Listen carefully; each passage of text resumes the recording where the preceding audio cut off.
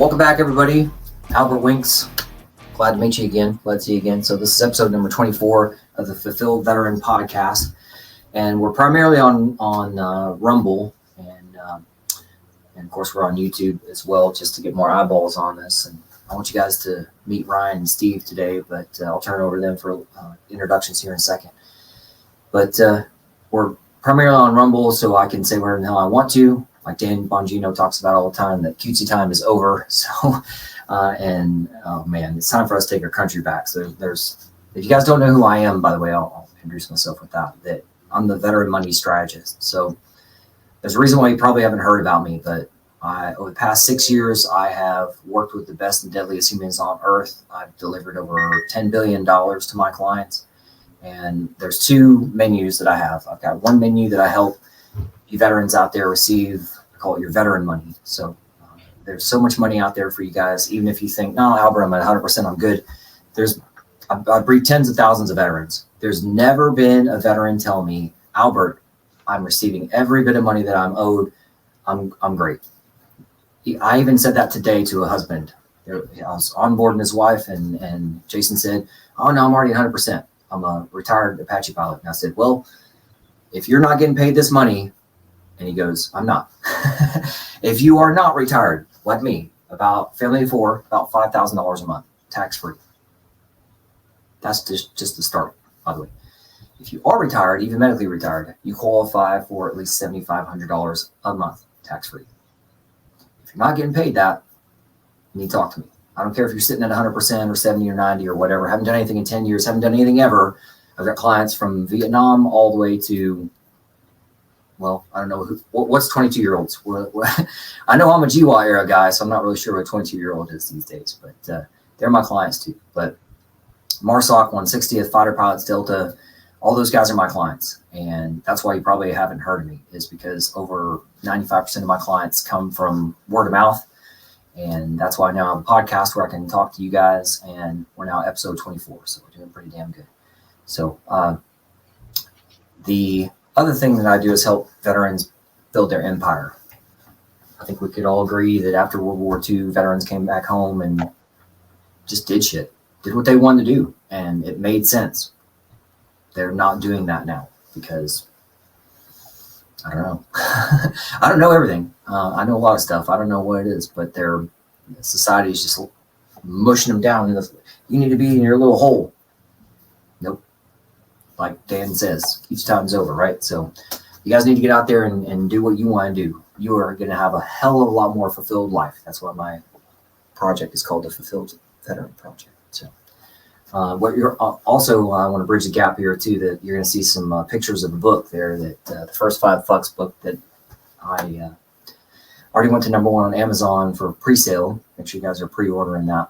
Putting some finishing touches to it because we want to make sure we're trying to get a forward written by somebody out there who has a way bigger audience than me. So like a Schwaiger and Ryan or something like that. So I'm working with my team to make that happen. And I think it's better to be right than it is first. I could put the book out now, but I don't know if it would do anybody as much good as it should. So I'd much rather get out there in the right way. This is not the book, but it is going to be a little survival guide like this. It's very, very sleek and simple because it's so impactful. It's already been sent to #1 on Amazon's pre-sale list. And this is a little survival guide so that you guys can purchase 10 at a time. A lot of airline pilots out there are my clients, and they're like, Albert, I can't wait till I can carry 10 around the airport and just fling them out at veterans as I walk past them. And I'm like, exactly. So some of the fucks are the F words out there, like faith, family, fitness, finances, things like that. So you guys need to know about that. And that's why I've got podcasts, I've got a book, that's why I'm here. So I've got guys on here to chat even further about what they're doing too. So, but anyway, it's enough about me.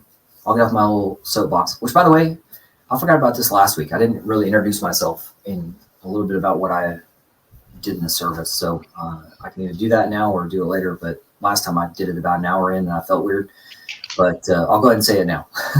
So the short version is I did both enlisted and officer side in the Army. So I started out in the infantry in the late 90s, was over in Germany, got med boarded out in 2000, and then got selected went back into RTC after 9/11, got selected medevac. So I flew medevac over in Afghanistan. My long tour was 09 and 10. So I was up in Korengal Valley doing crazy shit up there. Then went from there down to Shank and Ghazni, where I did some of the craziest freaking dust landings down there. So I saw everything from mountains to dust landings out there on Highway 1. So I saw Steve nodding his head on that. Know where some of those things are, but yeah, that was my long tour. But anyhow, let me turn it over to you guys, and I'll sit down and take a break. So everybody, this is Steve and Ryan, and I'll let Ryan start first. So Ryan, go ahead and fire away, man. Tell us about yourself. Welcome. Well, thanks, Albert, and Steve. Great to meet you here too, as well. I'm Ryan. I'm a United States Marine Corps veteran. I served between 1989 and 1998. I served with the 1st Battalion, 25th Marines, 4th Marine Division. So for anybody out there not speaking Marine, we are a reserve unit here. We're known as New England's own. So we're an infantry battalion here in the Northeast.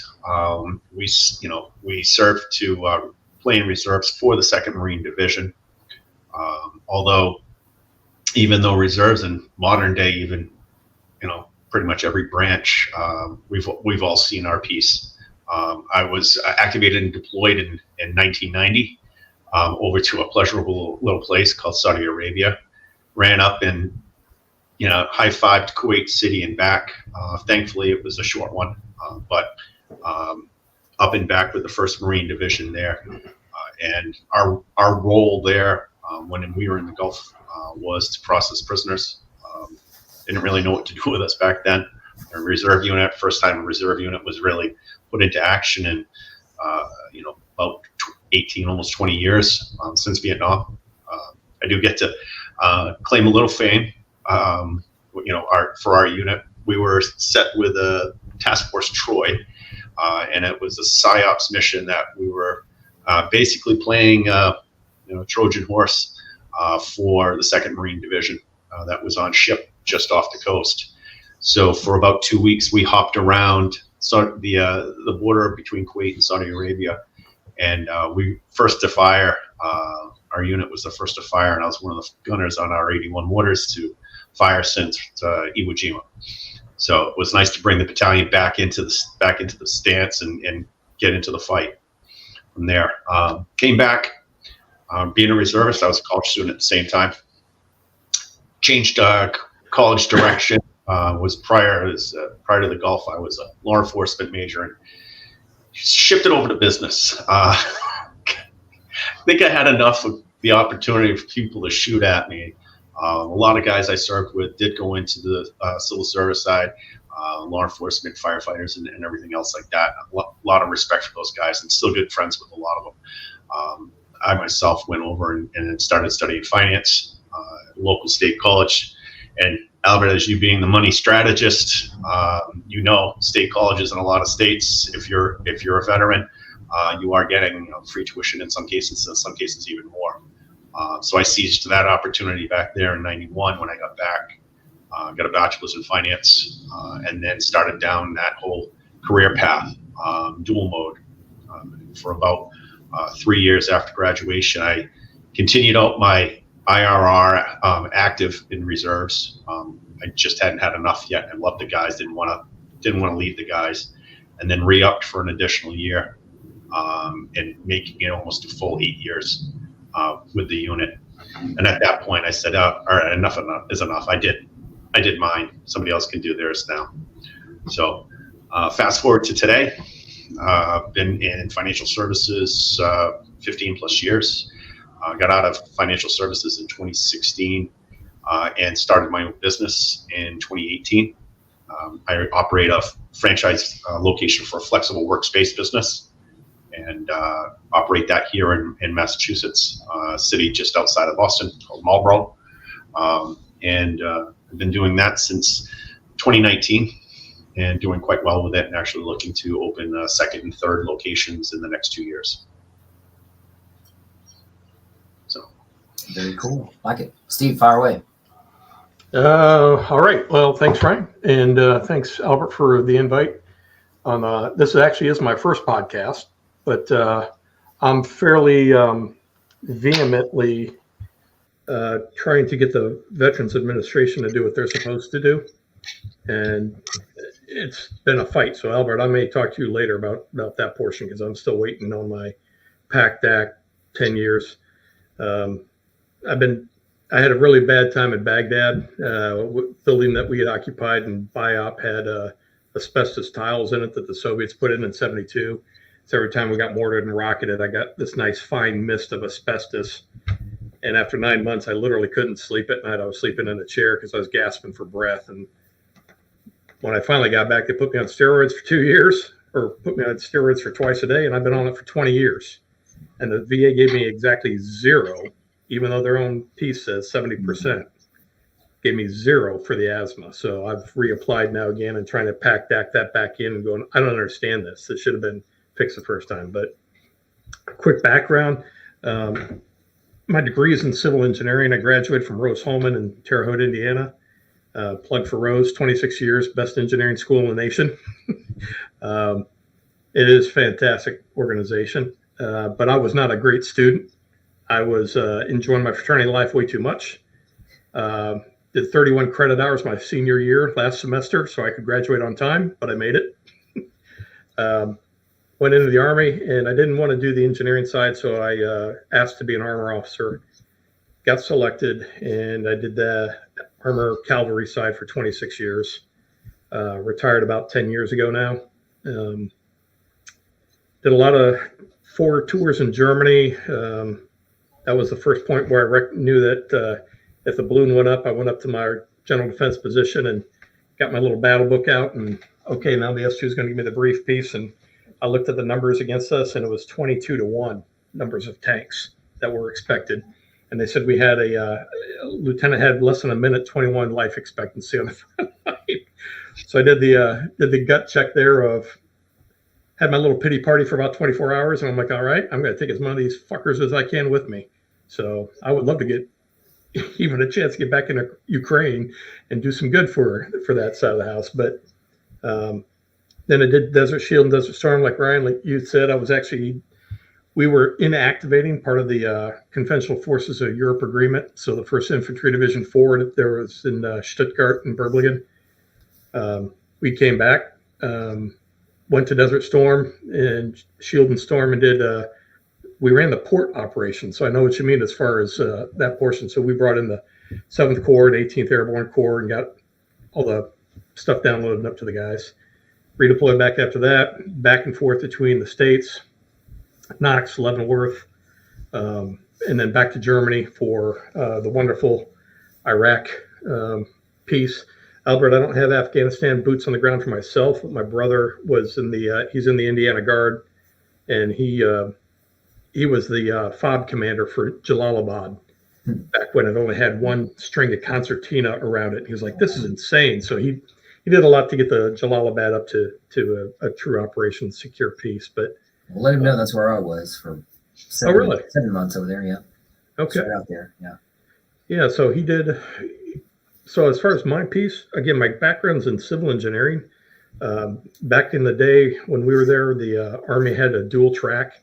So you had to do your primary armor officer time, but then secondary on your next tour, they would send you to a secondary mission. So because I had an engineer stamp on my forehead, they said you can either volunteer to be an operations research systems analyst degree person, or we can order you to be, but you're going to be that. So I did that, got my master's in engineering from Old Dominion. While I was on active duty as an aide de camp, that was a long 2 years, and new dad. I was 5 days into the new dad when I took over the aide position. Had a fantastic time though, great learning opportunity piece. And I don't know, I stuck with it. It finally took me 26 years to decide, okay, now time's enough. The family needs to come first now. And so we retired out of Fort Eustis by design.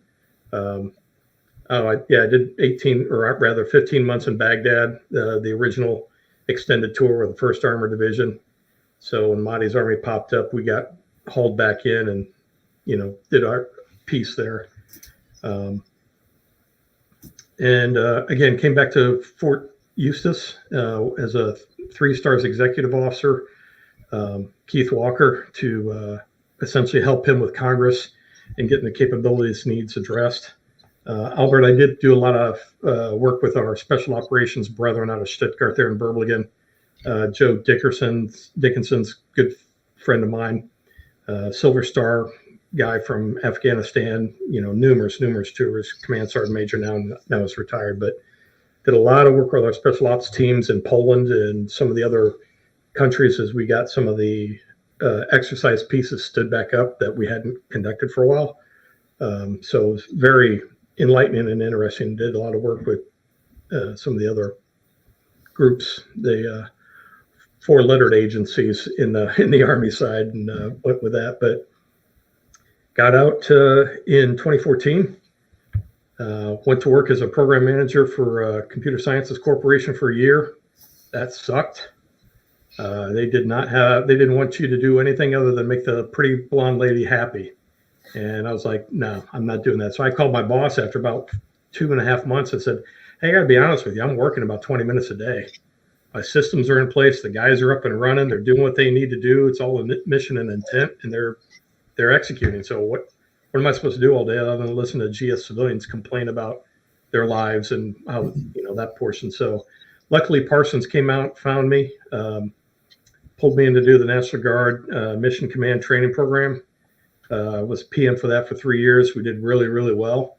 And then out of the blue, and this might be a good opportunity. So recall my background, civil engineering, master's in engineering. And then I had a call from the CEO at Parsons and said, hey, we'd like you to be the program manager to implement Workday across the world. And Workday is just an HR management system. And I was like, Deborah, the CHRO, called me and said, hey, I want to talk about this. I was like, Deborah, I can barely spell IT, right? I mean, I'm not an IT guy. And she's like, no, that's what we want. We want somebody to lead a really diverse team and manage those people through it. That was a very tough 2 years trying to get that done, but it came off very well. That launched me into the next project for an SEC piece for the CEO and CFO, because we went public about 5 years ago, and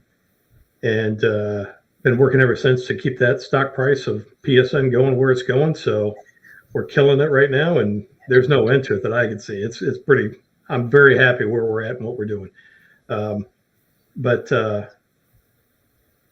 after that, I got asked to be the enterprise resource planner for the entire company, to pull out, basically recreate our entire digital platform, data storage, cloud storage, et cetera. And again, I don't have any background on it, but it's all logics and systems. And if there's one piece of advice I would give, well, there's a lot of pieces of advice, but one piece of advice I'd give to anybody is, coming out of the military and the veteran status, do not undersell your soft skills. When I finished the SEC project and the Workday project, I briefed with the CFO, and he said, Steve, we just love the fact that you were completely honest, completely transparent right up front. If there was a problem, you identified it and came with solutions for us to choose from and just executed. And I kind of puzzled, and I was like, doesn't everybody do that? And he just started laughing. He goes, oh, no, you have no idea how rare that is. So, people talk about speaking truth to power. I just consider it a personal character piece that I have to. Look, if I'm a staff officer, no one's ever going to congratulate you. It just doesn't happen. But that doesn't matter either. The team's going to be able to make it. So don't sell yourself short in the transition. And your first job will probably not be your permanent job afterwards. That's very rare for somebody to find that golden nugget on the first one. So bet on yourself. Like I said, I did the Workday. I was nervous as hell because I'd never done anything like that. But it turned out really well because you just applied yourself on it with mission intent and ran with it. And that's pretty much where I'm at today, but now implementing the entire ERP digital-based system for the company and assisting with that with a SAP rollout. And then we're going to double down on cost point now, it looks like, across the board. I will say one other very key piece, because you said at the beginning, I am a card-carrying libertarian. I was finally able to join after the military. I didn't sign up with any party while I was in, but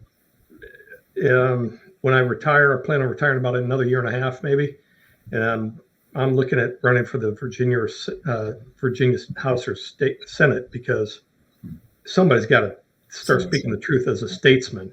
We don't need politicians. We need statesmen who have a bigger mission for themselves. And that's really where we need to be. And that directly aligns me with the libertarians as far as we're desperately trying to take control to leave you the heck alone.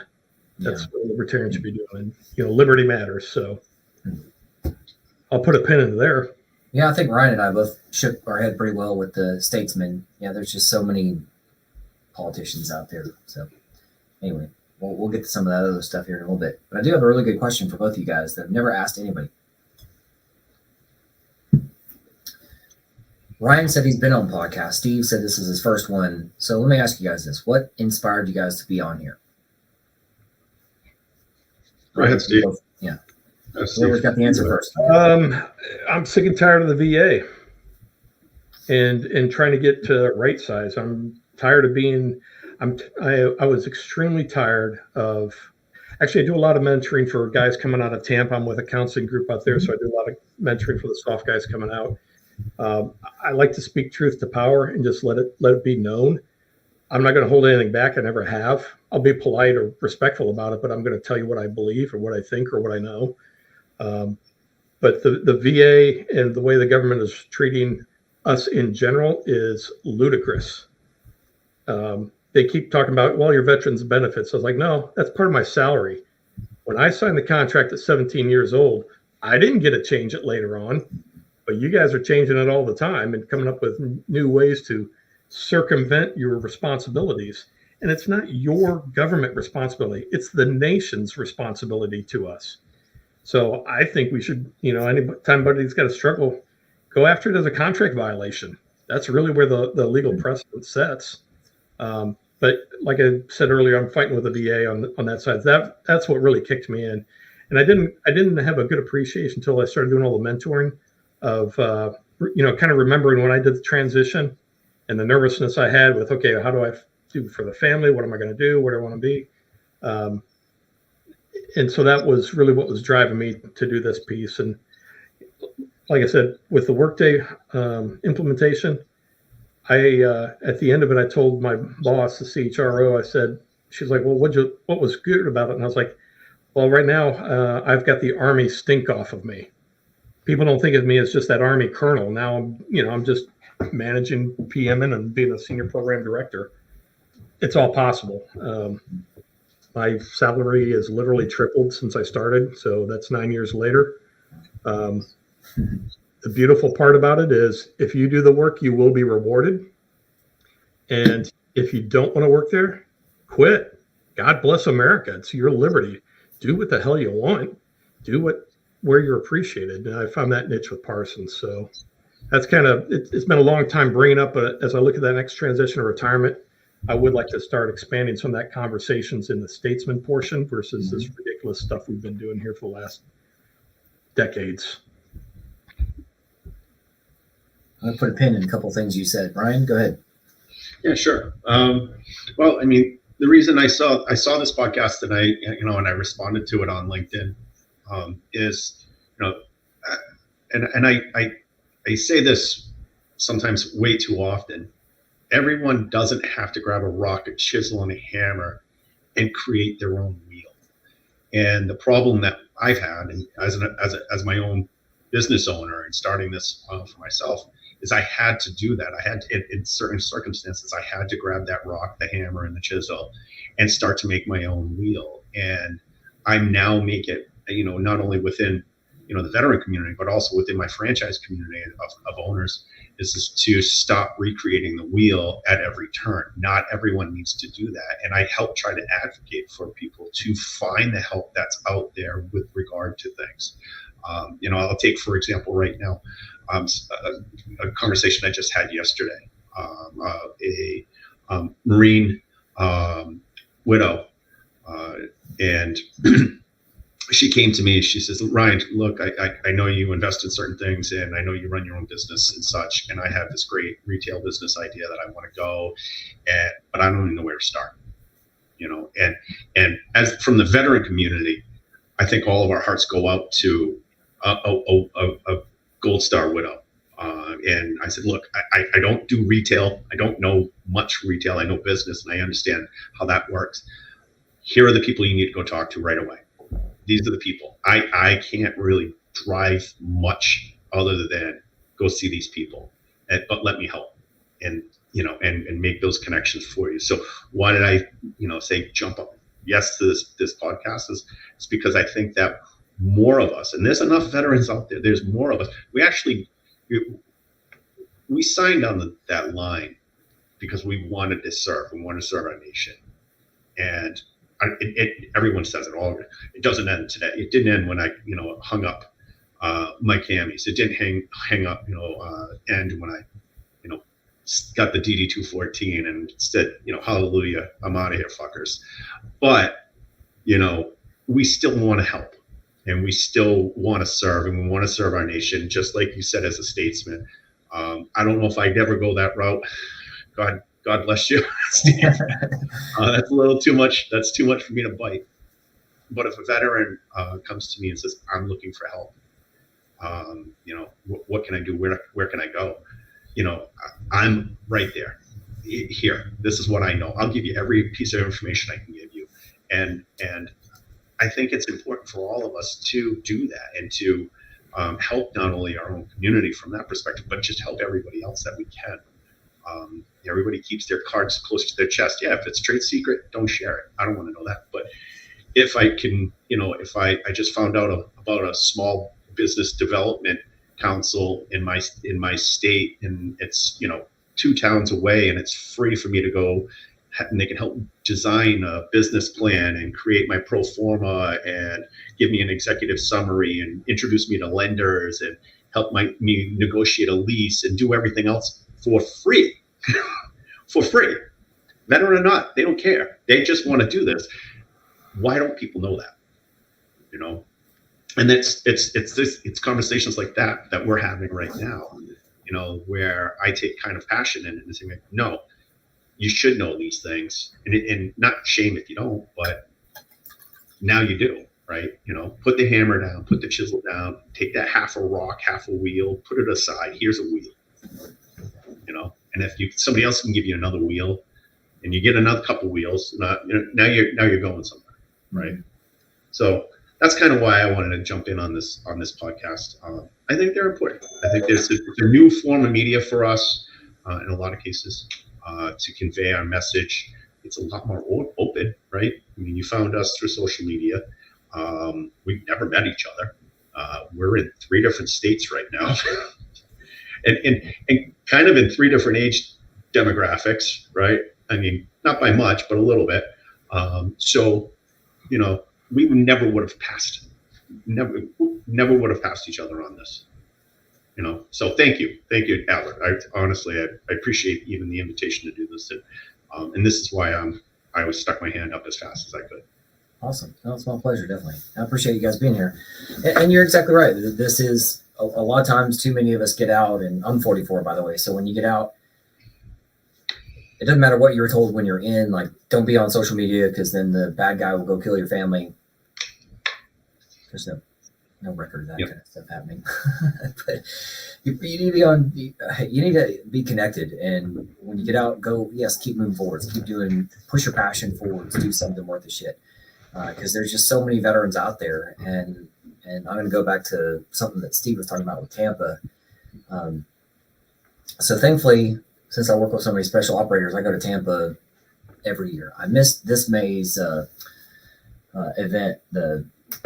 It was in my head, but anyway, I go to Tampa every year, and oh my God, they got such an awesome event down there in May, and I was trying to get my whole staff to be able to go, so I still put a pin in that so I can take 5 or 10 people down there with me, and it's such a blast, man. So if you want to see 20,000 Ninja Turtles just roaming around, go to Tampa in May.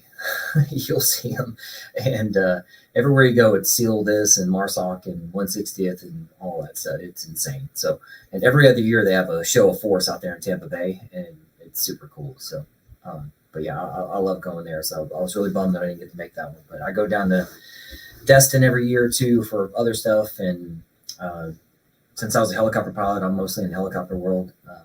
You would think that most of my clients would be Black Hawk guys, but most are Apache pilots. So all the dudes over in Qatar, I guess. I got another one today, another Apache from Qatar, and all the guys in Central America doing drug interdiction, air crews, ground crews down there. Those guys are mine. So, and so many more. But anyway, going back to the point Steve was, or a point that I want to make because Steve was getting there. These people that are transitioning, like when you look on LinkedIn, you see how many special operators are transitioning. It'll say transitioning SEAL, transitioning career break. Either way, I'll say it that way. Either way, they're not connected as much as they should be. Whether their unit is taking care of them well or as well as they can, they're not being taken care of financially. They're not being connected. They're not being pushed out and supported. So please support those people. I know, Steve, you're doing a lot of mentoring with those folks. Please send them my way. I will easily take care of them. Because, and going back to a point that Ryan was making, that by us connecting, knowing each other, you're able to hand that baton on and go, okay, I know Ryan does great work. I know that Steve's super connected on the East Coast. I know Albert's over there in Indiana just killing it with these guys. And that is awesome because the government is not doing what they're supposed to do. And so I'll say, if you guys can't see this, there's a big ass check over my left shoulder. That is the check that every veteran is supposed to get when they get out of the service. And the government has purposely taken that check, ripped it up into small pieces, and hidden it. State this and federal chapter this and VA that and other things, property taxes, all this kind of stuff. And like I chatted with a new client of mine this morning, I just happen to know where all the check pieces are buried. And I don't know everything, but I know a shitload. I know a shitload. So if I can say, hey, Steve, if you're not getting paid $7,500 a month, you should be. Ryan, if you're not getting paid $5,000 a month minimum, you should be. And here's where all of the other, and that's just the beginning, people. I'm just telling everybody out there. That's just the beginning. That's the beginning of it sounds weird, but that's where the avalanche of money hits, is when you're 100% permanent total like I am. And that's where the kids' money in college starts kicking in. And I know Steve talked about PACT Act, and I'm not going to get into the PACT, but PACT is a fucking bullshit. It's a, I'm not calling it a scam, but it sure did get people to chase a nothing fucking burger, right? So we'll talk more about that, Steve, me and you on our own. But yeah, so communication is just key. I'm circling back to that. Communication is key. You don't have to know everything. Just know people and go, hey, you know what? Ryan, I need to get connected with him because he knows shit. And Steve, he's connected with other people and he knows shit too. So he's going to get some stuff done. It's really about people. So I'm going to go to a machine and a human. A machine, a resume, wood chipper will tell you no. Some kind of protocol machine will tell you no. But a human will tell you yes. And that's why I'm out here chatting with you guys and having long form conversations, so that we get to know each other, and my people who are watching this can go, oh, no shit, I know Ryan, and I'm going to meet Steve, and let's go meet up at so-and-so and do cool shit. So I love the term so much. I love force multiplier. Force multiplier. Such a good one. But what thoughts you guys have on what I said before we pivot to something else? Well, I think you're 100% on the communication, and coming from a reserve unit, serving with who I did, and I look back to my father, and he was a Marine, served 59 to 63, and he saw Vietnam on the horizon, and he said, no, and he said, I did mine. I did my 4, and he upped and down. After I joined the Marines and everything, and shit moved fast at the front. For me, boot camp, came home straight into college for a year, back out to SOI for my second summer. We're there, and Saddam's like, hey, I want Kuwait. We were like, what's Kuwait? Right? 1990, nobody knew anything. Who cared about any of this, right? I mean, you had to be pretty high level to really know what's going on. And, geography wasn't necessarily my strongest suit at the time. But I came back from the School of Infantry for a hot second before we got activated and then deployed. And coming back after that, staying in the unit for a while, of course, the camaraderie was there. But what I started to realize is after I got out and talking with my father, and I was like, "Hey, Dad, do you ever see any of your buddies?" He couldn't name them. Now, mind you, it's 40 years, but there was never that community. There was never that connection. Very rarely back then did you really stay tight with anybody that you served with. In a lot of cases, in his, he was 3rd Marines. He was overseas. He was Philippines and this and that. And then he bounced over to Quantico for a year and a half or so, and then he bounced out. So we never really got a chance to get grounded and rooted with anybody, in that role. And it being in the reserves is much different. You're close to your reserve station. In most cases, some people will commute. Usually, the further up the pay grade, the little bit longer of a drive they'll give you, or they might even fly you to do it. But for the most part, especially with us, my duty station was down in Cape Cod. It was 40 minutes away from me at the time. Everybody I know, I drive by 2 of my buddies' houses on the way down to our duty station. And now the same guys I served with for years. One lives one town over. I'm going for beers on Saturday night with another one of them. We hang out still. And with the advent of all this technology we have now, it's easy to stay connected and closer to your buddies and such. But it's still important. And one of the things that we did to because of this importance is we actually formed an association. It's now it's a 501c19 recognized association of 4 guys that served in 125, and we're up 600 plus members. We started this in 2018. So inside of 8 years, we've got 600 plus Marines and sailors that served in this unit, going all the way back to 1980 something, that are in this. And it's that communication that's bringing people together. And it's now what we're doing. We've gotten such a critical mass now. Now we're actually doing a lot of things like job searches for people and posting out onto the networks. Hey, so-and-so is looking for XYZ. We're doing, more business features on it. Like, hey, if you're in this area of Massachusetts, you need a plumber, consider this guy. He served in the same unit as you. And we're trying to really pour that back in. And one of the things I'm going to do is back through our network page, Albert, after this, you're getting a plug. Nice. Sorry about it, buddy. I hope you get more business. Nice. All right. Because I know if you get business, you're going to help them. You're going to help another Marine, another soldier, sailor, or airman. You're going to help somebody here. You're going to help a vet, and that's important. We need to do that. But like you said, that connectivity and everything that we've got going, this communication network that we have here, across branches, even, is vital. Appreciate that. Steve, thoughts? Ryan, I wanted to augment something you were talking about as far as joining the piece. I've actually got quite a few contacts now on after my retirement side. Last summer, I was at the retirement ceremony for a guy who was first lieutenant company commander for me at Fort Knox. When I was the battalion commander, I still talk to him at least every couple of months. He'll call me outreach, and there's nothing better than one of your soldiers finding you out of the blue and saying, sir, this is what I got from you, and I've always thought of it. I had my first loader from Germany in 1988 reached out and found me, and I'm like, what? And he goes, I just wanted to tell you, because I never got to tell you back then how much of an impact you made on honesty and upfrontness. And so I think what's really helped in a really kind of backwards way, I think everybody will recognize this, is the collective suck aspect.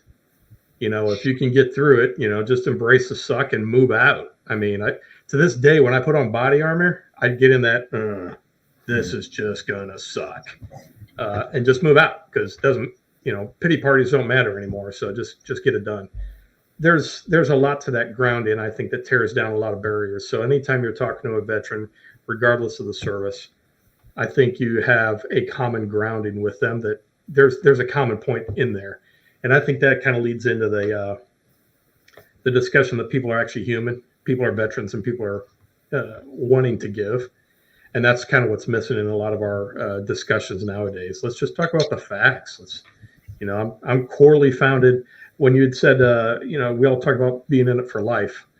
I take my oath very, very seriously. And my oath did not end.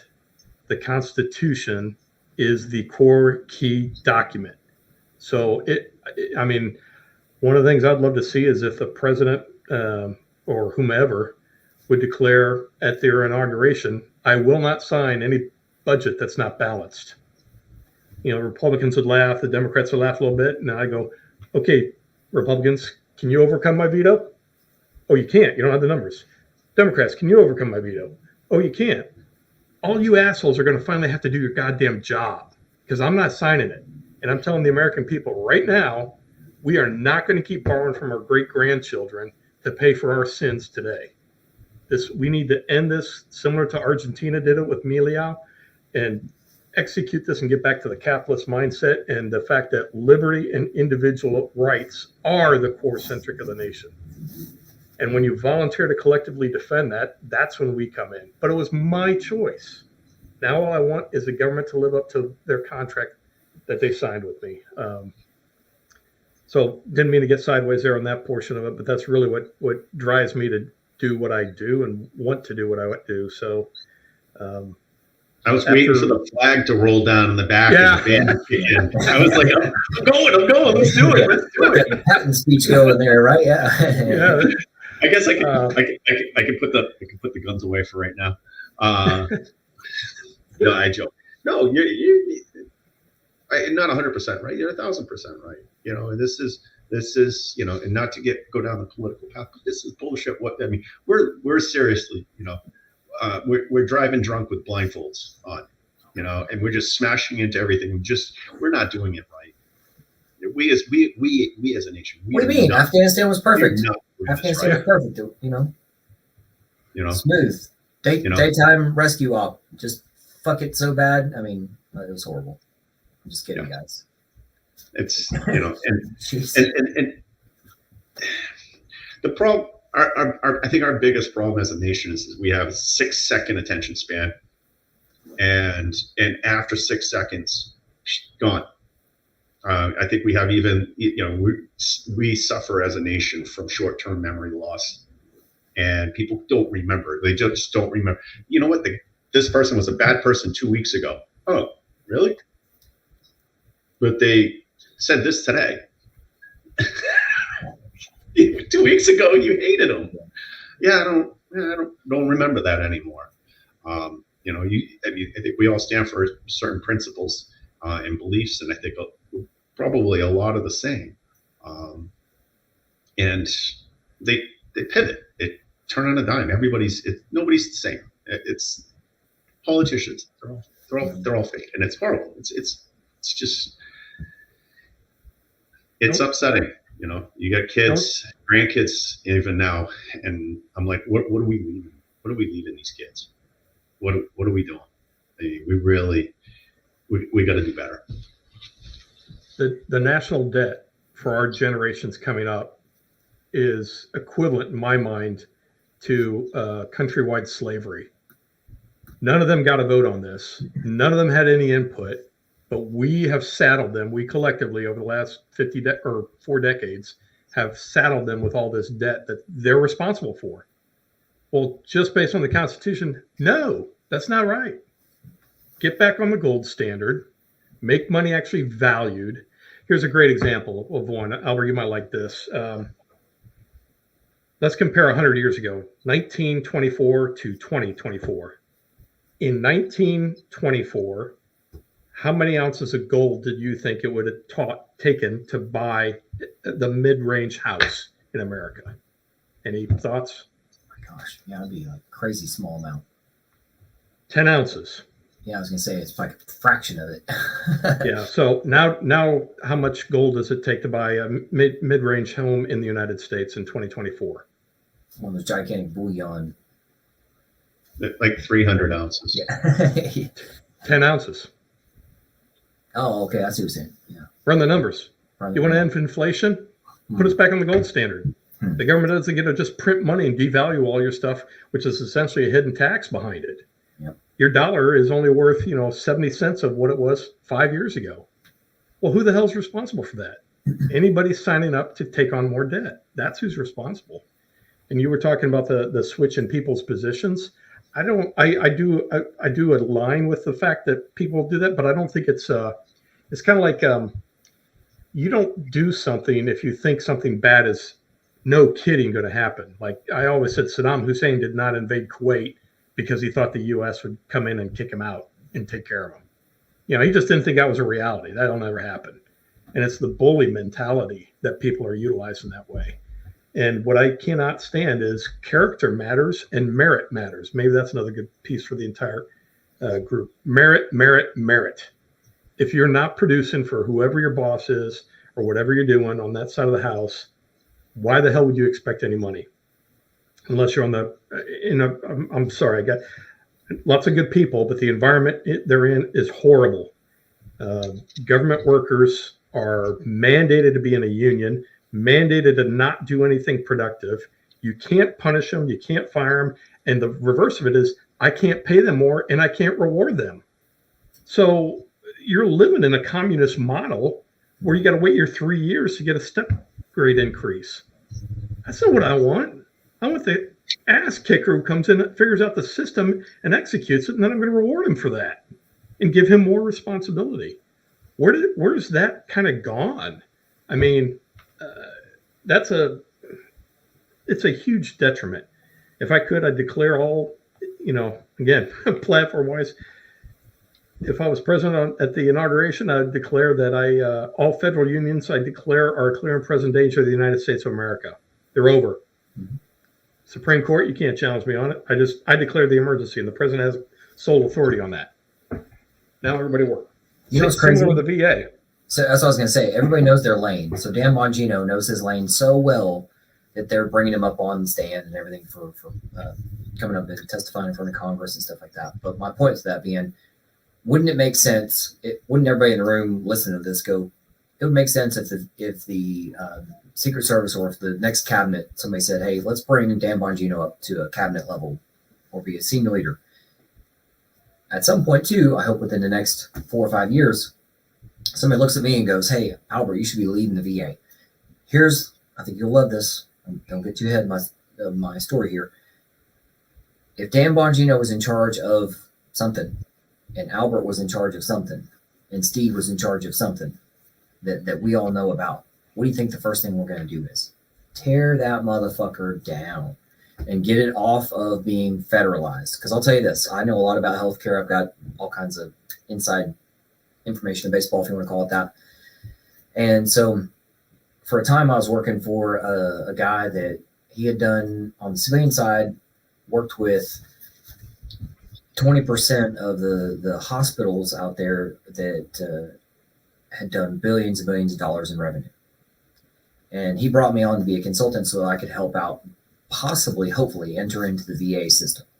Here's what we found out. Let me give you the synopsis. In the civilian side, you can go to since I'm here in Indiana, we've got IU Health. So you got IU North, IU South, blah, blah, blah, 4 or 5 different ones, plus a couple of schools in there too, or many little clinics and all that kind of stuff. So you could go to like one C-suite person and the octopus could go, let me do this throughout the state of Indiana, or maybe even make larger impacts than that. So one guy could make a decision and then it filters out immediately and makes real change for the better. The VA hospital is the complete opposite. We learned this from contractors who are inside doing contract with VA, that they said, "Albert, you guys want to make changes from way high above," and that makes sense because that's how the civilian world works, but how the government works in VA hospitals specifically is you can't even make a change in one fucking floor. There, one floor is like 4 different things ran by God knows who else. So you can't change jack fucking shit. So you have to, like Steve was alluding to, in order to fix it, you got to fucking just, I won't say demolish it or destroy it, but like, dare I say, reset button and privatize it. So You Albert, I've actually got take care of it. Here's more money. Blindly just do whatever. Because here's the thing too. Now guys like us we know better. We know better, and that's a problem. I think that's where guys like us get so frustrated. And let me lay this out so you guys can take it from there, and I'll shut up and drink more water. But guys like us know better, and here's our problem. And I haven't talked about this in a while, so I appreciate you guys bringing this up. If we know better, and we know that we put our hand up to the Constitution, and that's what we're doing. The American dream does not have borders, but we do have to have walls. If we are the guys who are the shield, the sword, we're manning a fucking post, and we know better. At what point in time does it become shame on us that we've allowed our country to be overrun with communism and overrun with government, little g government, not big G God kind of things. So I'm a faithful guy. So God, man, wife, blah, blah, blah, blah. Nowhere in the Bible does it say, let your government do things for you. Where the fuck are we getting, when do we, as the guys who know better, go, we've had enough? Yeah, I think they come after, the government comes after everything, our money, our guns, our livelihood, our kids, our education. It's all awful. So when, I think the time is honestly now. That's why there's podcasts out. That's why Dan Bongino is now leading so high on the ratings, and I think Rumble's awesome. And I mean, you, like they say, when you're over the target, you get shot at more. So where do we go? Where can we go from? Not a what pie in the sky shit. Where can we go from here? If we're the guys who know better, at what point in time do we put it into action and do better? Well, I mean, Steve, you're saying you're wanting to run for statesman at some point in time. Which, by the way, I got a great connection for you here in Indiana that I need to talk about too. Yeah, no, that'd be welcome. I had my own run-in with the Indiana VA. I've actually got a third ownership in an LLC to take care of my older brother, Tony, who was out of work at the time back in Indiana. This was 10 years ago.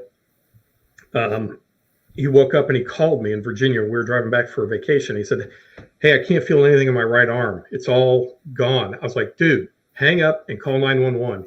And he said, "I don't have health insurance. I don't have coverage. I have to go to the VA." And I was like, "This is not the time you do that. You call 911, you get yourself taken care of." Long story short, we drove home. I figured he got taken care of. Got in on Saturday, Sunday. On Monday around 2:00, we got a call from Parkview Hospital. They found him on his floor in his kitchen. He had gone to the VA. They kept him for 26 hours. At 23 and a half hours, they had him sign the discharge paperwork, because they didn't, if it was 24 hours, then they were responsible for him. They did not give him a single aspirin. They didn't do any review. They did a CT scan of his carotid arteries, and they said, "We'll read it and get back to you." I still have the 2 letters we got from the VA the following Wednesday and a week later that said, "Dear Sir, blank, you are having a massive stroke. You need to be seen immediately." 2 letters in 2 weeks. I'm like, really? That's the VA. So we went with a lawsuit, and we got the largest tort settlement that's been in Indiana, which is a crime anyway, because it's $1.12 million. The VA had never had to pay that out before, but when I went to see Tony in Parkview, the nurse out front was gone for a while, and I looked at her notes, and I saw the VA doctor's notes that said, "Who the fuck is the idiot who let this guy go home? He was obviously having a massive stroke." It was the supervisor. So I got my mom. I said, "You go down right now to the VA. We're going to have Tony sign a power of attorney with the nurses witness it, with his left hand. Send her down to the VA, and you said you collect every one of his medical records." And she did. And then the VA found out we had the records about a week later. And the chief of staff of the VA in Indiana drove up from Indianapolis to Fort Wayne to meet with my mother. And I told Mom, I was like, "Retain counsel and tell him you're recording the entire conversation." And he opened up the conversation with, "We really failed Tony. Oh, by the way, the Fort Wayne VA wasn't authorized, had no licensor for emergency services. Their own protocol said he goes immediately to an emergency room because the VA, we had our license pulled 2 years ago because we were so grossly incompetent. So I cannot stand the VA side because the people individual wise may be just perfectly fine. But if you have no incentive nor no fear of either doing good or doing bad in your job, you show up and you get paid. I don't care about the patient any longer. So my proposal, Albert, for the VA is end it. Mm-hmm. Destroy the VA completely. But here's how you do it.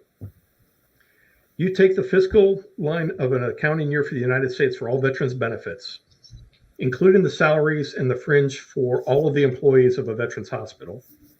You take that into a guaranteed payment pool, and every veteran gets his ID card that says, here's my guaranteed payment from the U.S. government. If we want to use the same rules as far as access with TRICARE Select, that's fine. A little bit of deductible, I can see that as reasonable. But you sell all the hospitals, you sell all the wings, you sell all the administration, and you say, hey, marketplace, it's open. Now, those guys in general are evil as well, but it's because they're being propped up by a lot of the federal regulation, the different, you can't compete within states. How asinine is that, on medical care, et cetera. So you take that entire pool and you get rid of it. And, the first comments I got back from people were like, oh my gosh, but you can't do that in the VA. I mean, right now, the TRICARE can't handle a number of people. I'm like, you know what? The market will handle it. Well, what about the poor people? I was like, you give them all pink slips. And you know what? The hospitals are going to have this huge veterans population needs medical services with a guaranteed payment. They're going to hire good people, but they're not going to hire the pieces of shit because you can't make a business that way. You can run a government that way, a bad government, but not a good one. So in the VA completely. And the other thing it would do is we need to stop building veterans hospitals, even if we don't get to end the VA. Why are we not partnering with a civilian Centera or Parkview and saying, we want to add a wing to your existing hospital. You run all the administrative fees because it's already in place and you already know how it runs. And then you have a wing that's a veteran service area, and it may specialize, maybe it's a burn unit specialty because all the different places have different specialties. But if he's got a problem with his rotator cuff, he goes to the orthopedic over here. And then you know what's going to happen? Regular Americans get to talk to and see veterans. Yep. And today, getting care with a smile on their face. Yeah, and with a smile on their face. Today, the VA is like this hidden wall that we hide all these guys behind and don't want them to talk to anybody from the outside. So why aren't people talking to veterans? A lot of it is because by design they don't have the access to, and that alone would be a huge benefit in general. No, you build a wing. You don't get to build a hospital. That's bullshit. And I agree with you. I like that idea. And I was actually part of, that's why I got 2 master's degrees and one of them's healthcare. So that's why I was trying to go to, anyway, but long story short, so I can turn it over to Ryan. But that was what I got interviewed for, to help a hospital to be part of the project management staff to build new wings and, cardio, whatever. And I really like that idea of close down all the veteran stuff. Because you're right. We as veterans get back from doing our shit, and then we get, again, put in that little bitty box. Well, here's where veterans belong, on this shelf and at this hospital, at this clinic. No, we belong here. This is our fucking America, man. We're the ones who know what the Constitution means, does. We're the ones that are holding, but we're also so nice. That's the thing. They forget how kind we are. That we allow ourselves. My uncle is a tunnel rat, and Vietnam tunnel rat, 77 years old, and he doesn't even want to talk to me about him getting his money because he just thinks all the negative stuff that he's been brainwashed into thinking. But now he's 77 years old, tunnel rat, feeling his fucking body, and it's only getting worse, and he can't buy back time. So anyway, Ryan, over to you. Steve, you just brought up a good point and a question that no one can truly answer. Why are we building these hospitals? But there's another thing, and I think even the building the wing is too much. Why don't they take the VA budget that they use for services, for medical related services, and say, hey, Steve, Hey, Albert, here, Ryan. This is your VA insurance card. You can go to wherever, and we're the governments. We've negotiated what we're going to pay because we're the biggest insurance company in the country.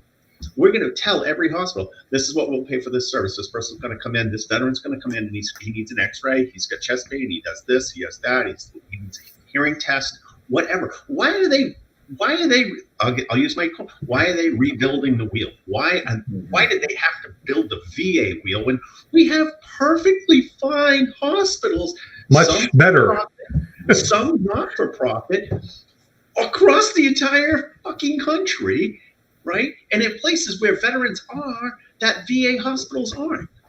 So I live in southeastern Massachusetts. I either have to drive 25 minutes to the VA hospital in Providence, 35 to 40 minutes up to West Roxbury, or even further. I don't even want to mention. I don't even know where they are. I could a hospital 7 minutes from my house. I have private insurance, so I can go there. The Providence VA is good. I've been there. I've had some bad experiences. I'll give you my little. I'm not going to go to the Brockton VA. I've heard horror stories about there. Some poor guy got trapped in an elevator for like 3 days. Elevator broke, and he's in there, living in there. But my whole point is why are we building anything when we have enough hospitals? We have enough infrastructure out there. Why is the government just say, "Oh, we'll just pay. Here's your card. We've vetted you. You're a veteran. Yes, you have services. Yes, these are your entitlements. Here's your card. Go. You want service? Go get service. You need a prescription filled? Why do we have to go to the VA to get a script filled? I'm going to drive by 35 pharmacies to go to the VA. And no offense, I got a friend. They're a pharmacist at the VA. They got a great job. They got a perfect job, beautiful job. They're loving it. 6 figures, they love it. Perfect. But I'm like, why do we have to have this whole thing? I mean, if that's the case, the government's like, oh, we need to do it because of our, well, why isn't there a GSA hospital? Yeah, exactly. Why doesn't Congress tell you what? I'll solve this. Congress, you have to go to a VA. Mm-hmm. If you want any health care for you or your family, you must go to the VA. Because obviously it's the perfect institution to take care of people. Start backwards. You have to start at the bottom. Yeah, and guess what? You're a Cat 6 because you haven't served. Yes. But that's your reward side of the house. So, Ryan, I got similar bad pieces. Everybody remembers the Arizona VA who had the death list of 114 guys who died while they're waiting for care. Well, it took 2.5 years, but the Hampton VA here locally for Norfolk, Virginia Naval Base, Langley Air Force Base, and Fort Eustis had a identical type of list with many more individuals on it who had died. And now one of the worst parts of veteran suicide right now, as far as the percentage is, do you know the percentage of veterans who are committing suicide? It's like 22 a day. Mm-hmm. The largest portion of that, if you categorize it now, is becoming veterans who are committing suicide in a VA or in the VA parking lot because they won't give an appointment. My God, what are we doing as a nation? I mean, that's just absolutely insane. That we're going. Disgraceful. Yeah, I mean, there was a guy who drove himself to the VA because he wasn't feeling good. He was like, something's not right. I feel like heart fluttering. He got to the VA, got to the entrance point, massive heart attack right there. Oh, shit. So we're like, okay, well, at least he's going to get right in. Oh, no. Hour and 19 minutes because they had to go through the process to dispatch a VA ambulance to pick him up in the entrance point because it was outside of the VA facility. That's government. That's government. He didn't make it. He died right there. When do you stop being a human? You stop being a human and going, I'm going to help this person when the government threatens you. Oh, no, you won't. No, you will violate a regulation. You know what? Regulation be damned. I'm going to do the right thing.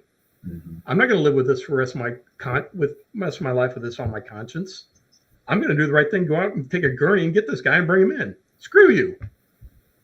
It's the right thing to do. I'll submit to the public opinion court and jury every day for something like that. And because we've built these processes that protect these folks, not that they're bad folks, but they're in a horrible situation. Even if they want to be good, they can't. You're very, very limited. So my experience with the Hampton VA, I went there when I was still on active duty in civilian clothes. I was like, okay, I'm going to get it all signed up. I'm sitting there in the big waiting room in the middle because, it takes all day for the admin, get your badge, get all this crap. And this nurse was going through the hospital, and she was talking to folks. And I was like, well, that's kind of cool. She came up to me and she said, hey, sir, how you doing? I'm just curious, what are you doing here? I was like, well, retiring out and getting ready. So I want to get my VA stuff started. So he's like, oh, that's great. Do you mind if I ask you what you retired as? And I said, yeah, I'm retired as an Army colonel. And she says, a colonel? This is in public, in the lobby. This facility is not for people like you. This is for soldiers who actually need care. This was a contract nurse lecturing me in a public forum about how I'm abusing the rights by I'm taking away from another veteran because I'm here to get serviced. Who the hell gets that kind of attitude if you could be fired or you were actually held to a Hippocratic oath? It was just insane. I was so stunned. I was like, you got to be kidding me. And so, yeah, my experience with the VA across the board has just been horrible. And what I would say, Albert, as far as advice, I don't know if you'll buy into this, not necessarily for, just a veteran, but for a retiree. Anybody who's listening out there, I made one huge mistake. I did a very good transition. I made one huge mistake. And that's why I stayed on TRICARE Prime. I had a contract doctor at Fort Eustis. She seemed pretty good, but, I was getting a little frustrated with her. I blew out my rotator cuff on my right. 2 of the 4 tendons are torn off. I couldn't lift my arm past here. For 2 years, she said, nah, you're just getting older. Both my knees completely shot. I had them replaced this winter. Went in. I was like, it's incredibly painful. No, you're just getting older. You know why? They get nothing out of a retiree. And TRICARE Prime is trying to push you to the civilian market. So they're trying to do the same thing that we're proposing to do because they don't want to have to deal with you. So if you're on TRICARE Prime, get the hell out of it. Do yourself at least a favor for health. Go to TRICARE Select. The first day I did that, I got a recommendation for Tidewater's physician multi-specialty group. I called the guy for primary care. They said, yes, we're taking positions. And the lady, this was on a Tuesday, and the lady said, sir, I'm so sorry. It's going to take a while. He's awfully busy. I was like, I'm used to waiting. Whatever the first available was. She came back on the phone. She goes, sir, I'm sorry. The earliest I can get you in is Thursday. I almost started crying. I was like, oh, my God, I'm a real boy. Yeah. This is what you're supposed to get. Oh, my God, civilians get this? Not an appointment 6 months from now for a cold? Oh, my God. Yeah.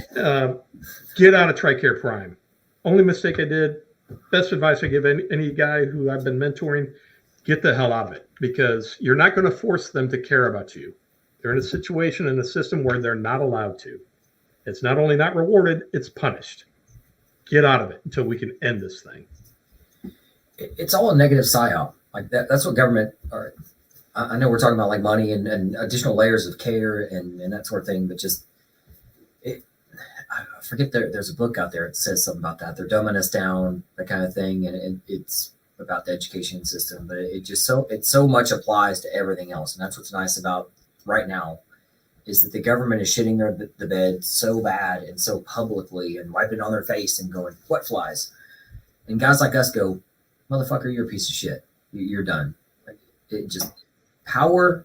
There's a book that's up here on my shelf that it's called Pitch Anything. So if you want to check out the audiobook, it's really good. But anyhow, this guy talks about frames, and 2 frames I always end up talking about are power frame and morality frame.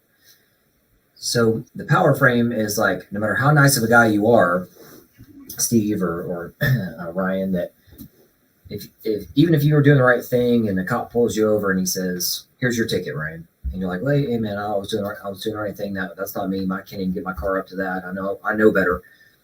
That guy can still write you a ticket. So that's power frame.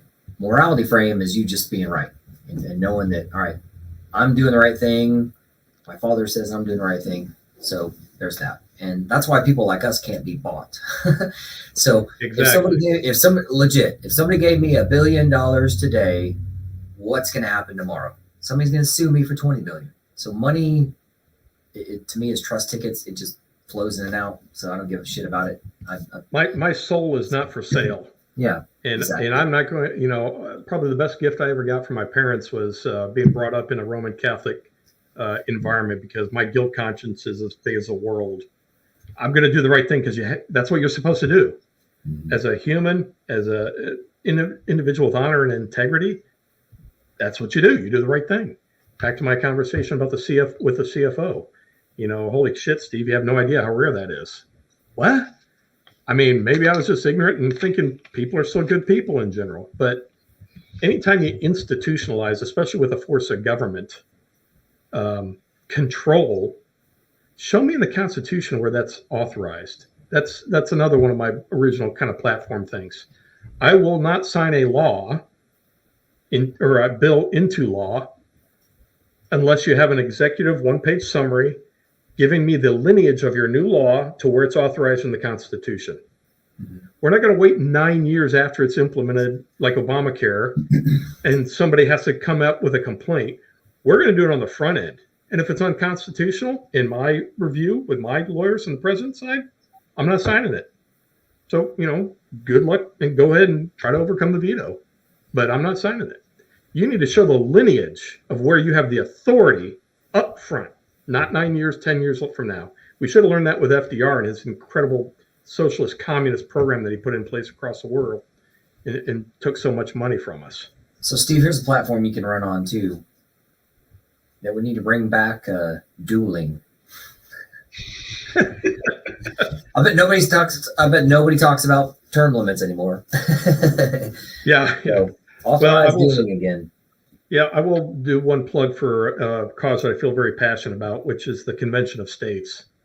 I'm not sure if you guys are familiar with Article 5 of the Constitution. It's never been implemented, never been executed. But it essentially is just two sentences, I think.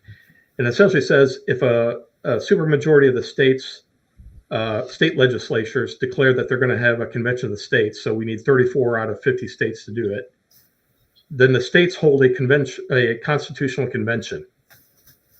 No federal employees, no federal elected officials. The president has nothing to do with it. It's all from the states that send their representatives. We just did a second dry run of it, had all 50 states attend. We currently have 19 who have already approved the Convention of States, and every other state house come January, almost every other state house is voting the final one because the bills have been passed by the House and Senate. That's the local government going, this is insane. We can't do this. Yeah, we need to have a convention. And people are like, some people who are trying to fight the COS are scaremongering, going, oh my God, they're going to rewrite it to what they did. I'm like, no. All they do is they have like 6 constitutional amendments they're proposing. If they all agree and they do the vote on it, they say, yep, we're going to have term limits. It goes back to the states for ratification in accordance with the Constitution, and all the states get a vote, and the same pressure comes on it for it.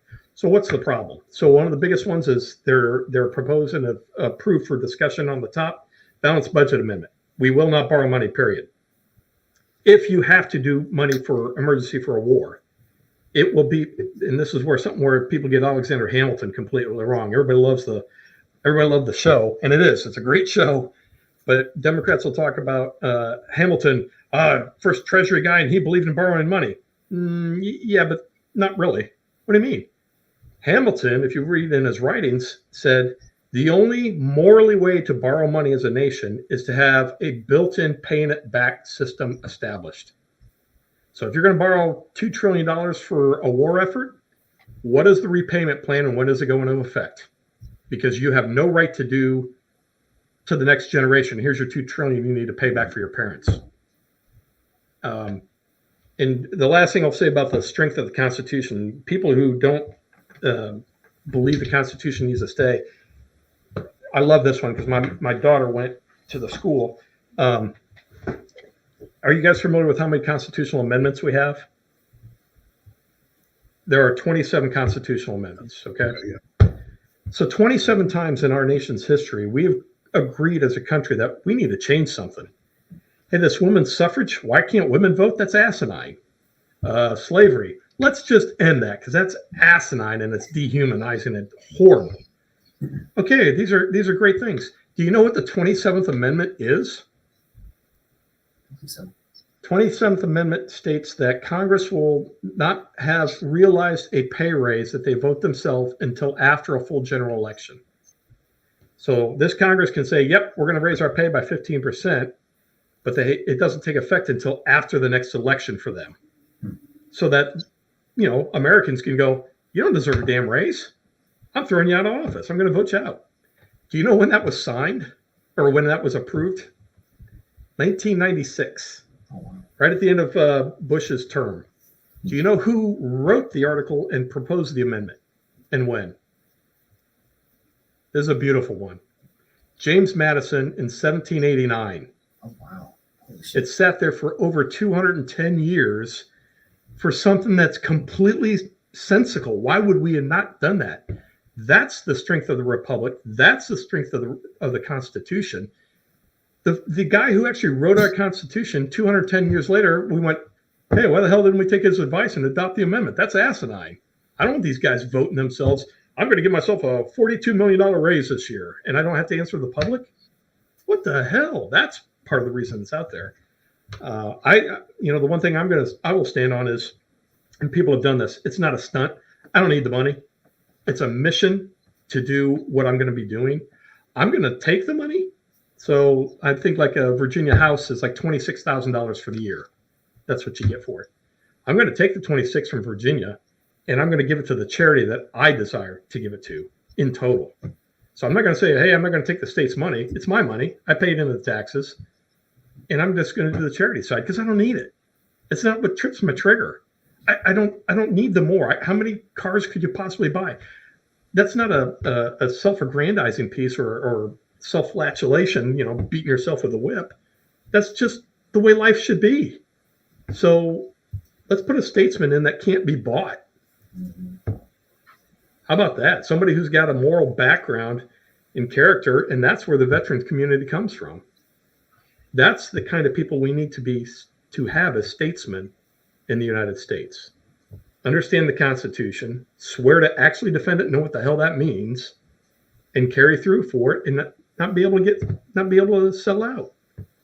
It's kind of basic and simple. We just need to go, what the hell? We need to get back to this. I'm going to say one line and turn it over to Ryan. So one line I just threw out today and yesterday is, we don't need people to show off. We need people to show up. Ryan, over to you. Well, and Albert, this is a question more to you because I know I've heard whispers on it, and it kind of dovetails back to what Steve just put on with regards to politicians giving themselves a raise and so on and so forth. I know it's discussion, but it's not necessarily, hopefully, never taking action. But the VA saying, oh, we're going to take your benefits away from you if you make too much money, veteran. How? Well, first off, what's too much money, right? But how?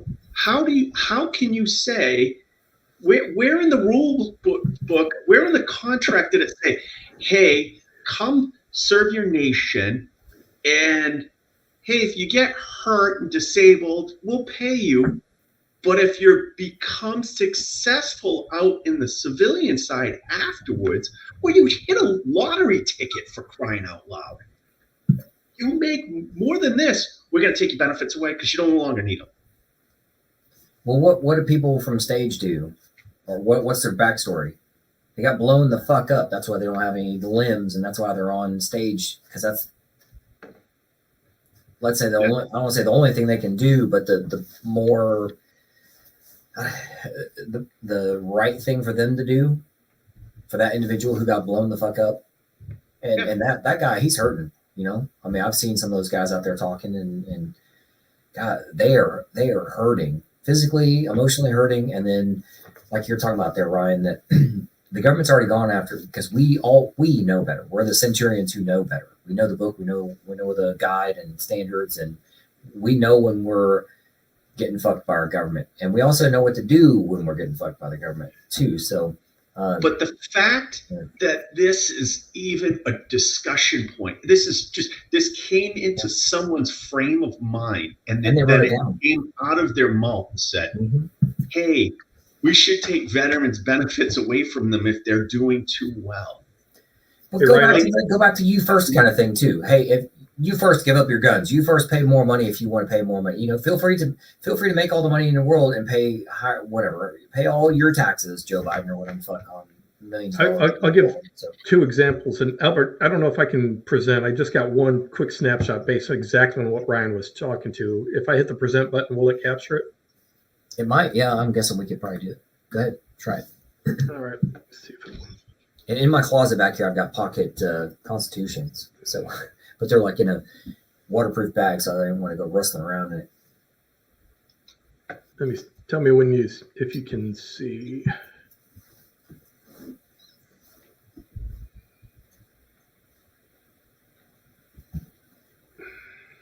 But that's what I ended up ordering too, was a bunch of pocket constitutions, just to make sure that I had that around. I've got a stack of 40 of them here that I'm taking to the Virginia State Fair on tomorrow, because most Americans don't have any idea just how tiny it is. Yep. It's this big. It's and you guys are living in the birthplace of America, and I'm not. I'm in Yorktown, Virginia, man. Yeah, so I'm saying, like, you guys are in it. Every day you walk outside and go, yep, I'm here. For me and those of us that are out here in the cornfields and shit like that, and I grew up in Texas, by the way, so but just it's different. And I just took a little trip to Chicago, and even I was told, do not go downtown. Oh my God, you guys, I got to bring it back to a nice fun thing. There's a guy, I saw his shirt that said, rather than Black Lives Matter, they said Cats Lives Matter. Oh fuck, Cats Lives Matter. Oh my God. I'm sorry, I can't seem to get the share to work. But Ryan, to your point, when people talk about somehow I'm not a citizen if I am successful and make more money. Wait, so you're going to strip my rights because I'm successful? Tell you what, I'm going to move. I mean, that's not the America. That's not what the Constitution says. And largest part of the problem for the American populace is they have no skin in the game. I have never heard a presidential election, this one coming up, that's worse than this. I hear it all the time from people going, well, what's he going to do for me? Screw you. He's going to do exactly what you've authorized him to do through the Constitution, and that's it. That's all he's authorized to do. So he doesn't get to take money from Albert and give it to Joe Schmuckatelli who doesn't want to work. If you want to, and I'm a libertarian, if you want to not work, fine. I don't care, as long as it doesn't affect my life. You don't expect me to pay for shit. It's kind of like if you're riding a motorcycle. My brother's huge advocate. I'm okay with it. He was livid in Indiana that they were talking about making a helmet law mandatory. And I was like, and he wears full safety gear, the whole spine protector, all this stuff. I was like, that doesn't make any sense to me. Why the heck would you be saying that you need to be able to ride, without a helmet? Well, the government's got no right to tell me da. I was like, oh, okay, well, precedent. What about seatbelts? That's a law. Why does that exist? Because that makes sense. And I'm like, you know what, Rick? I actually got a better idea for you. I'm completely okay with a no helmet law. As long as when you sign your motorcycle license, you sign the do not resuscitate and authorize the government to clean your body off of the highway and any damages from it because you're an idiot. We'll call it Darwin's Law. If you're going to take yourself out of the gene pool, hey, man, your life, not mine. So do what you want. It's up to you. But you have personal responsibility. So getting back to Ryan's point, the top 10%, call it successful on the money side at least, the top 10% of Americans, salary-wise, pay 75% of the income tax.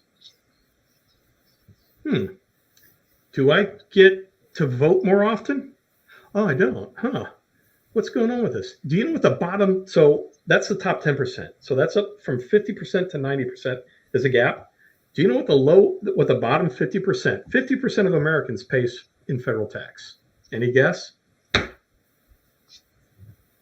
2.3%. 2.3%. 50% of the nation.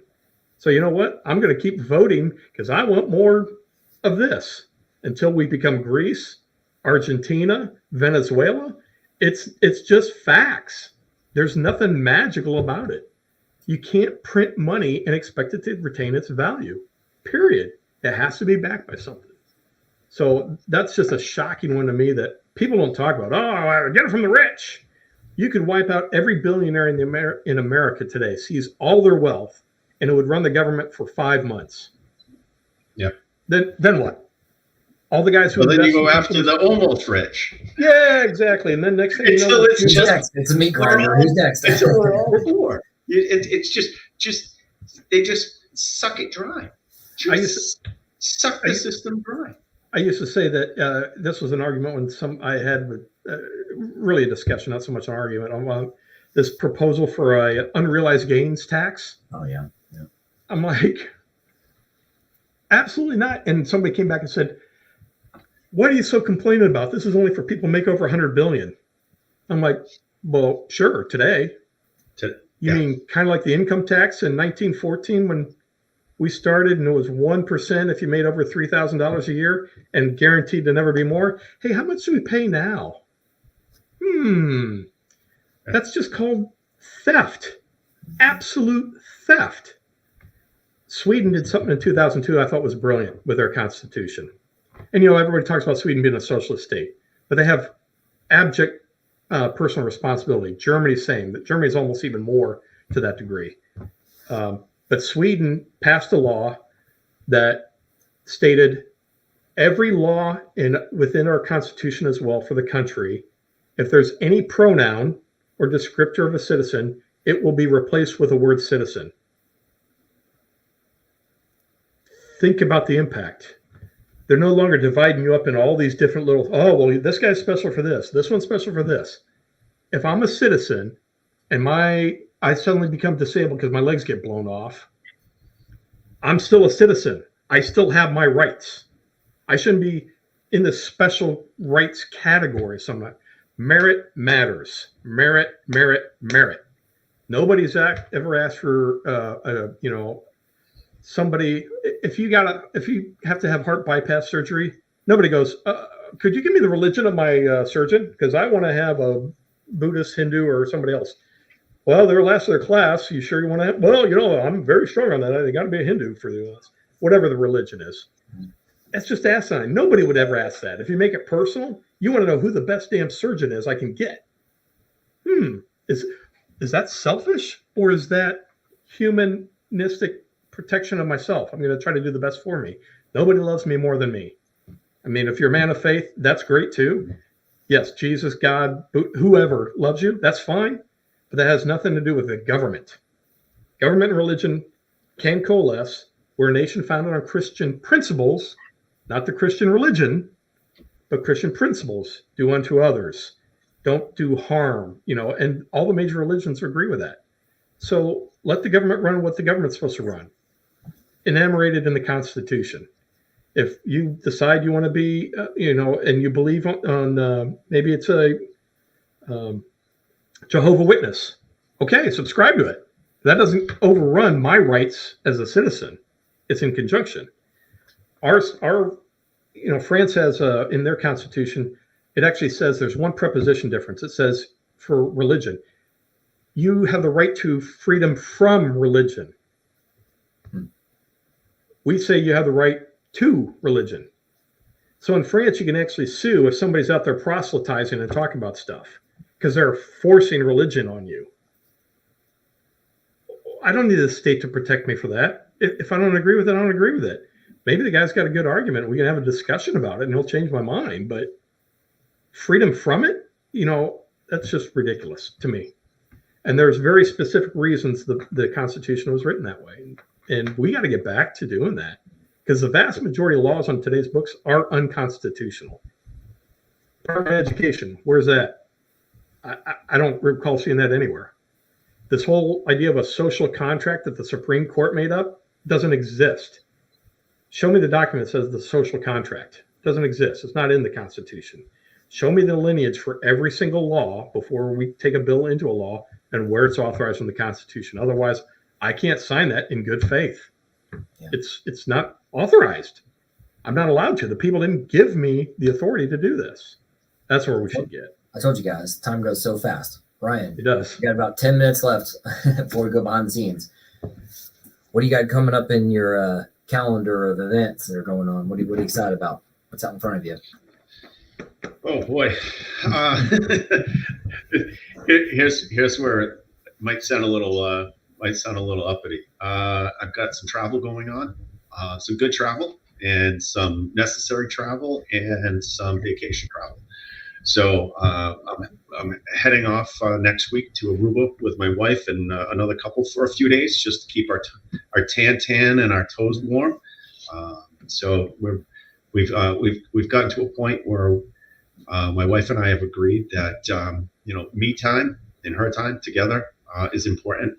We're newlyweds too, so got married in December of last year. So we're running away, and we try to run away about every 6 months alone, just to kind of confine things. All in, we have 7 kids, a son-in-law and a granddaughter. So our days can be pretty busy sometimes, and a lot of drama. But that's a nice problem to have. Yeah. And then I'm going to run up as when we get back from that. We're going to run up and we're going to see my son. He's off my shoulder there. You can see him. Yep, those are tunics. He's a second year at Norwich Navy ROTC. So he's in Vermont. We're going to go up to see him for a weekend. Take him out for a steak dinner, and then going to bounce down to Raleigh-Durham for a business meeting. And in between all that, run my business, get ready for the New England fall, and probably have a beer or two in there somewhere. A beer or two in there somewhere. Maybe a beer. Yeah, you don't see my shirt, but it says bourbon makes it better. So, well, I am quite the. I mean, you can tell by my last name. I am of Bavarian descent. 60% Bavarian, 20% Irish, and 20% Swedish. So there's some story back there I'd love to find out at some point, but I'm looking to get back on the bike. I will say this: about 3 years ago, I had an epiphany. I woke up and I'm like, you know what? I'm too young to feel this old, and I just got stubborn about it. So that's it. I dropped 65 pounds. I was riding 24 miles every other day, lifting the other days, and you know what? It was all for me. And that's an important thing to keep in mind, because I will tell you, having rotator cuff, 2 kidney surgeries, 2 new knee replacements this winter, your health matters. So I'm looking at it this way. I plan on retiring in April of 2026, but I may pull the lanyard this upcoming April in about 6 months, because I can. I would love to be able to, retire then at be 58 and a half. Or 59 years old. That's a good time to retire, because I had one doctor told me, or my primary care doctor's mentor had a great practice, was running like crazy when he was with them. And one day he came in and said, "Hey, I want to tell you guys ahead of time, I'm going to be retiring in a year." And my primary care went and saw him separately in his office. He goes, "What are you doing?" He was like, "Business is booming. You got a great reputation. You're doing this." He goes, "I've been doing this business long enough that I guarantee between the age of 60 and 70, one of you two in your marriage will have a serious health incident that restricts you from doing what you want. I'm not going to be that guy. I am going to be able, as Ryan, you were just describing, I've earned the right to enjoy life to the degree I choose to." It's interesting, I think, on the veteran side. One of the hardest things to do, like if you're getting ready to retire, I always tell the guys, you have to, number one rule, your last year, get extremely selfish. Now, it's not in your nature, but your family deserves it. You've earned it. Mm-hmm. Figure out what the next step is. The Army is going to continue on after you. MacArthur was replaceable, so was everybody else. It's the way the system's built. get selfish. It's not natural. It's not normal for us, but take care of you, because nobody loves you more than you in that aspect.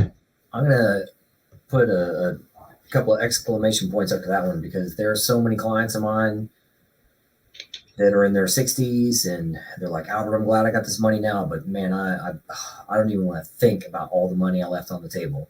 And so all my 50 something and 60 something year old clients tell me to tell everybody out there, do it early, do it young, there's no time like the present. You can't buy back time. So live your life. You, like Steve just said, you earned it. And I've got plenty of videos out there that talk about that. So on my website, I've got a video, a whole video talks about that. So yeah, you guys earned it. It's your money.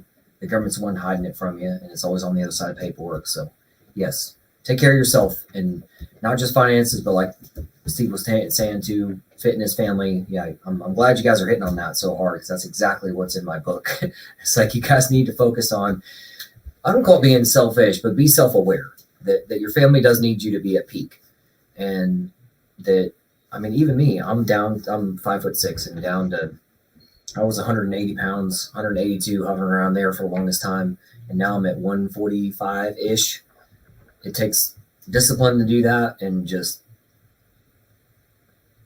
more me time, more me and my family time, and me putting work into its little bubble and going, okay, work hours are here and that's it.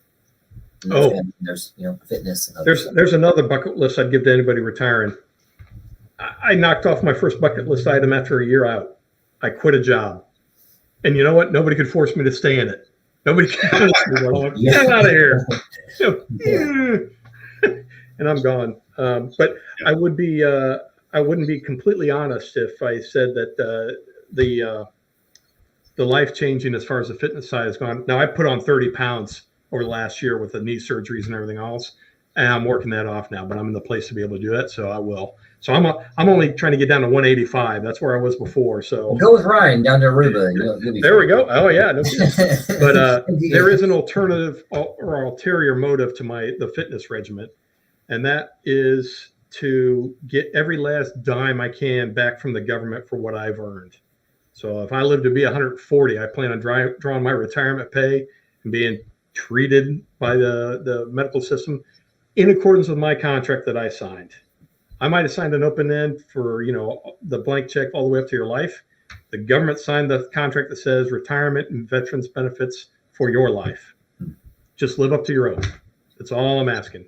And if the government doesn't do it, who is our representative, what are we doing as a nation? Ryan, I'll leave it at that. Final thoughts before we go behind the scenes. Well, you mentioned, and we talked about being selfish, and you're more self-aware and stuff like that. My curse is I am selfless. In fact, if you read it, it says family first right there. I tattooed it on myself 10 years ago, and it's my curse. And I've now realized after losing some more family members of mine and seeing my kids and our kids, my wife's kids growing up and everything like that, like they can be first some days, but I'm starting to realize and be more self-aware that I have to be selfish and I have to put myself first too. And just the same as you, Steve, I've gained a couple, I'll admit. If I was to try to button that 38 regular dress blue, not going to happen. Never gonna happen ever again. Probably I wouldn't mind if I could get them on one more time, but no. Ryan, I cracked into 32-inch waist. That was my huge victory day when I was 185 pounds down to, and I'm like, damn man, I'm 57 years old and this feels great.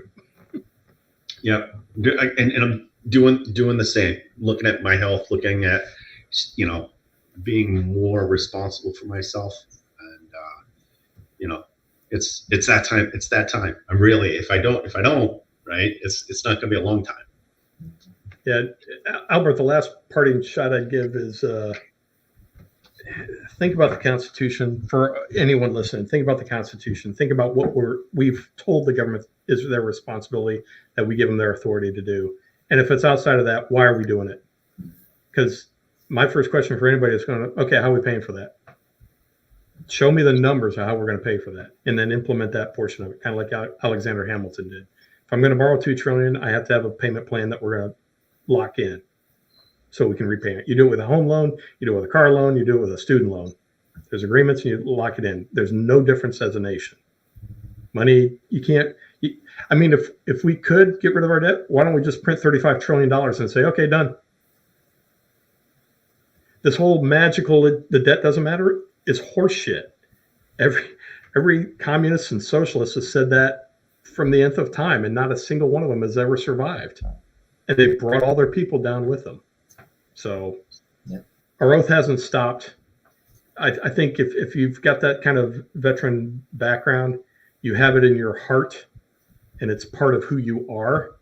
And honestly, to me, it aligns perfectly with the mission that we all, and the vow we all gave to protect the Constitution from all enemies, foreign and domestic, and execute it as such. So I just wanted to thank you for the podcast time. Like I said, my first one, a bit of a soapbox, but I think the people who'd be dialing in probably agree with quite a lot of what we've just discussed. Yeah, I told you 2 hours goes fast. Isn't that insane?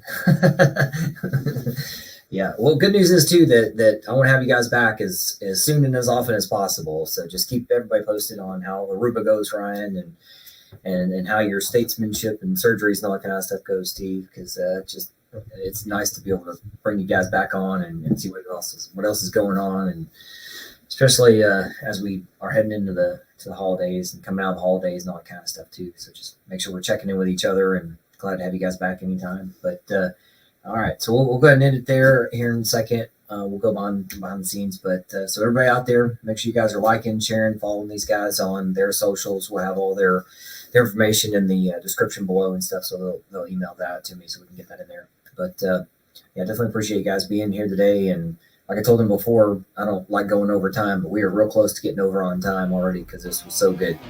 So, but I appreciate you guys, and we'll see everybody on the next one.